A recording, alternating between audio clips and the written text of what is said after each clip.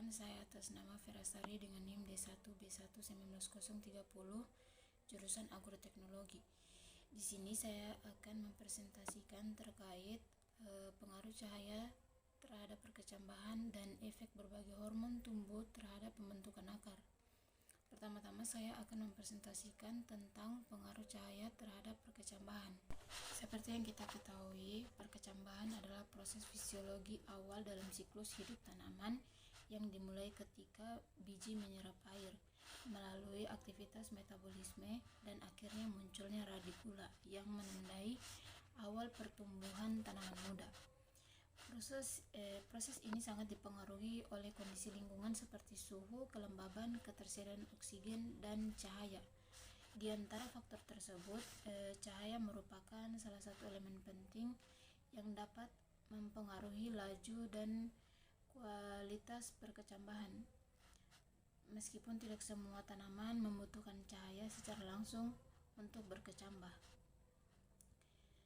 Cahaya juga berperan dalam pengaturan hormon tanaman dan aktivitas fotoreseptor seperti fitokrom yang bertugas merespon panjang gelombang tertentu dan memicu rangkaian reaksi biokimia dalam biji. Beberapa biji bersifat fotoblastik positif, artinya mereka membutuhkan cahaya untuk berkecambah, sedangkan biji fotoblastik negatif justru terhambat oleh cahaya dan lebih baik berkecambah dalam kegelapan. Perbedaan ini menunjukkan bahwa respon tanaman terhadap cahaya bersifat spesifik, tergantung pada jenis tanaman dan karakter fisiologinya. Selanjutnya, berbagai jenis tanaman itu menunjukkan perbedaan respon terhadap kondisi terang dan gelap selama proses perkecambahannya. Ada benih yang mampu berkecambah optimal dalam kondisi minim cahaya, sementara yang lain memerlukan cahaya untuk memicu aktivitas fisiologi tertentu. Oleh karena itu, pemahaman tentang pengaruh cahaya terhadap proses perkecambahan menjadi sangat penting, terutama dalam konteks budidaya pertanian yang efisien dan efektif. Pada proses pertumbuhan tanaman sangat memerlukan sinar matahari. Tanaman dapat tumbuh dengan optimal apabila memperoleh sinar matahari yang memadai. Intensitas cahaya matahari adalah jumlah sinar matahari yang diserap atau diterima oleh tanaman. Dalam proses tumbuhnya suatu tanaman sangat membutuhkan intensitas cahaya yang cukup. Kenapa dikatakan sedemikian? Karena diperlukannya sinar matahari yang intens untuk penyatuan karbon dioksida dan air secara terus-menerus untuk membentuk karbohidrat sebagai sumber energi bagi tumbuhan. Intensitas cahaya akan berpengaruh terhadap proses fisiologi tanaman. Hal ini dapat dilihat dari keadaan morfologinya. Ketika intensitas cahaya tinggi, sel-sel daun akan berukuran lebih kecil, jumlah klorofil lebih sedikit, serta tilakoid pada daun menggumpal, sehingga hal ini menyebabkan ukuran daun lebih kecil dan lebih besar, serta jumlah daun pada tanaman lebih banyak. Sedangkan ketika tanaman mempunyai ukuran daun lebih kecil, daun lebih tebal, serta ruas batang lebih pendek, menandakan bahwa tanaman mendapatkan cukup intensitas cahaya matahari. Cahaya matahari dan durasi pencahayaannya juga berpengaruh terhadap pertumbuhan awal tanaman.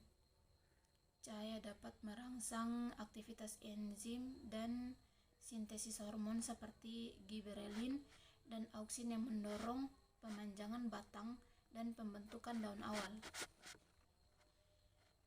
Tanaman yang berkecambah di bawah cahaya optimal memiliki pertumbuhan tunas dan akar yang lebih baik dibandingkan tanaman yang dikecambahkan dalam kondisi gelap. Kekurangan cahaya dapat menyebabkan etiolasi, yaitu pertumbuhan tanaman yang cepat namun tidak optimal atau tidak normal, dengan batang yang panjang dan daun yang pucat.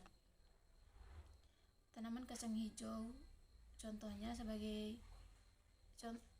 contoh, tanaman kacang hijau yang tumbuh di tempat gelap akan mengalami etiolase sedangkan tanaman yang tumbuh di tempat terang memiliki batang dan daun yang lebih kokoh dan hijau.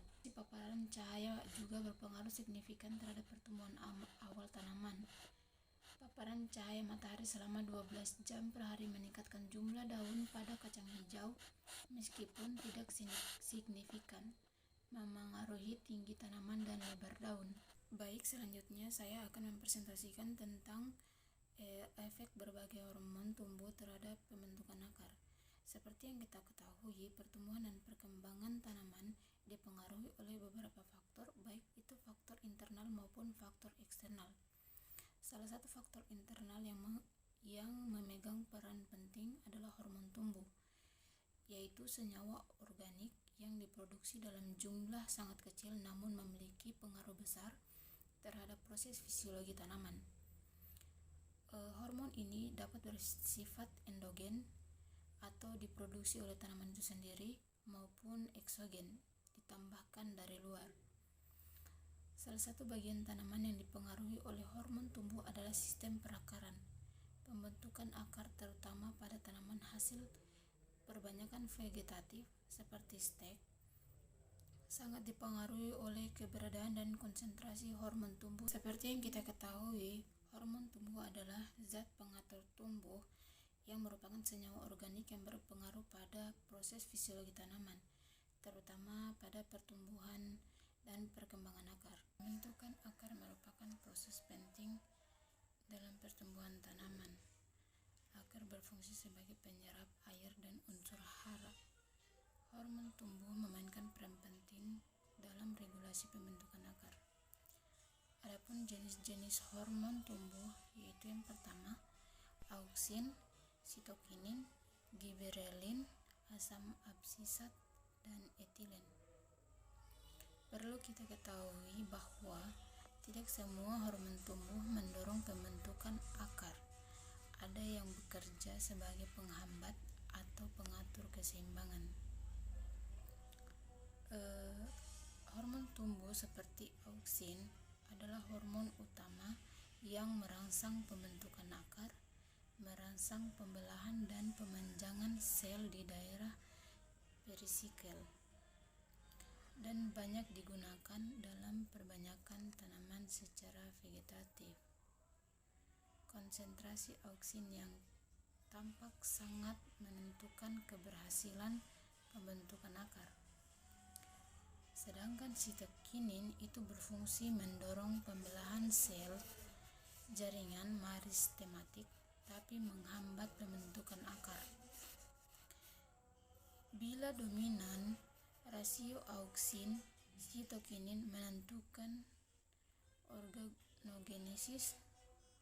Contohnya seperti apabila auksin terlalu tinggi akan mempengaruhi akar, namun jika sitokinin terlalu tinggi akan mempengaruhi tunas.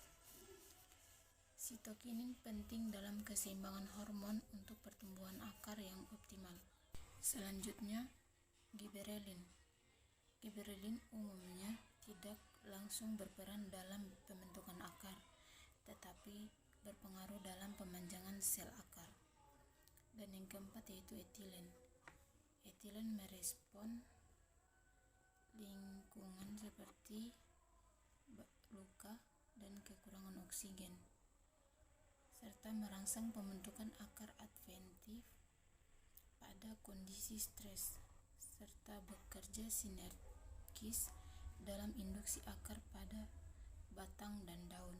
Sedangkan asam absisat berfungsi sebagai penghambat pertumbuhan akar saat terjadi kekeringan atau salinitas tinggi dan menekan pembelahan sel dan ekspresi gen pembentukan akar. Hormon tumbuh tidak bekerja sendiri, tetapi dalam jaringan interaksi yang kompleks. Sebagai contoh interaksinya yaitu seperti hormon tumbuh auksin dan etilen yang bekerja pada pertumbuhan akar adventif. Sedangkan auksin dan sitokinin itu bekerja pada pembentukan akar dan tunas. Mungkin itu saja yang dapat saya sampaikan. Mohon maaf apabila dalam video presentasi saya banyak kekurangan. Sekian dan terima kasih. Assalamualaikum warahmatullahi wabarakatuh.